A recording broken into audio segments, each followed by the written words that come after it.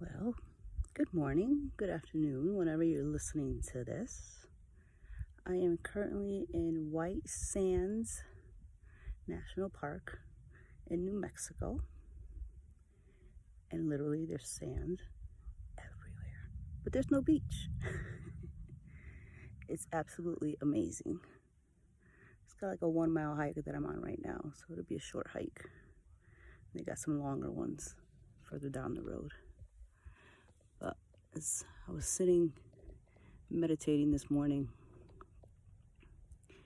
and I think back, I was cleaning up pictures before I started this trip.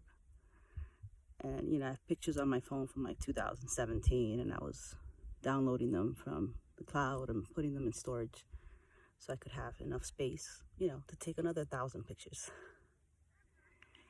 And in that, I'm looking at pictures from 2018 where I did several trips. I remember 2018 being like a really, really hard year for me.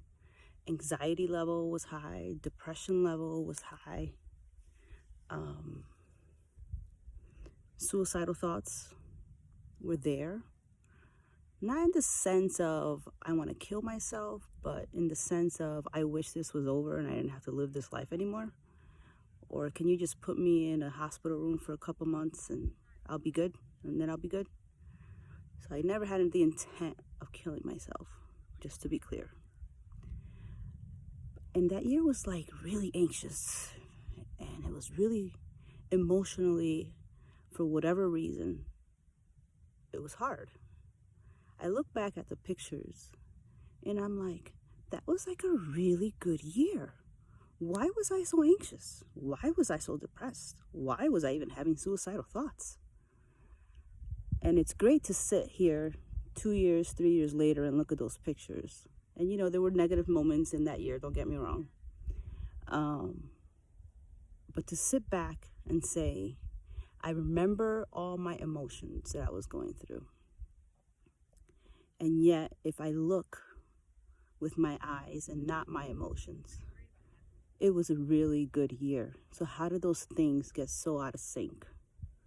And I think what's important now that I'm looking back is that although my emotions were all over the place, I was moving forward and creating positive space as I was going through the year and doing activities that would be positive. And if you ask my son, I told him it was the beginning of his senior year, or the summer of his senior year, and I said, baby, I love you, but my anxiety is so high right now that I can't even help you fill out a college application. You are on your own. You need to depend on your guidance counselor and your friends to carry you through this phase of your life, because mama just can't do it. But I was honest. And he was resourceful, and with God's help, put the right people in his path, and he was able to do what he needed to do. But I was mentally shut down. I couldn't do it. And yet the pictures tell a different story. They show that I was fine, that I was happy, that I was having a great time, and vacations and getaways. And I guess my point is this. You may be struggling and you may be putting that face of I'm fine. And what carried me through was, of course, God. I was in constant prayer, trying to just get out of that zone. And it's just a zone. Like, there's nothing anybody could have done differently for me. It's something that I had to take care of myself and get to the other side. But it was a process. And thankfully, I got through the process, and I can look back now and say, yo, that really sucked emotionally, but thank goodness that I have all these wonderful memories also from that year that I can look back on and say it wasn't as bad. I got through my process. I got through my hardship, and it was an emotional hardship. It was on the inside. Nobody could see it. Unless I spoke about it, nobody would know it. But it was pretty amazing to sit back and look at all those pictures and say, what was I so anxious about? For the life of me, I couldn't tell you. It was a transition year, but every year is a transition year. And what I've learned since then is that you really have to just take one day at a time.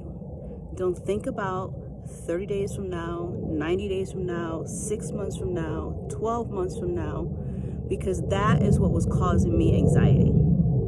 There's a plane going above me, that's what you're hearing. And that was causing me anxiety. Just the thought process of what was coming and what was coming and what was coming and what was coming. And instead of just relying on God to say He will take me through, I had all this anxiety of what was coming.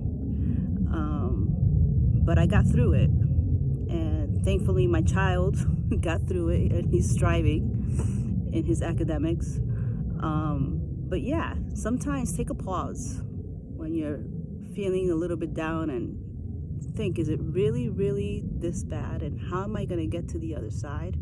And just take one step forward and worry about today and not tomorrow. Because what I've learned in the last few years is faith over fear. We let fear capture us, we do nothing. We don't move forward. If we rely on God and have faith that He's going to carry us through, you move forward and you fulfill your purpose. So just stay positive. I know there's a lot of negativity in this world, and I know emotionally it's not easy. But rely on God.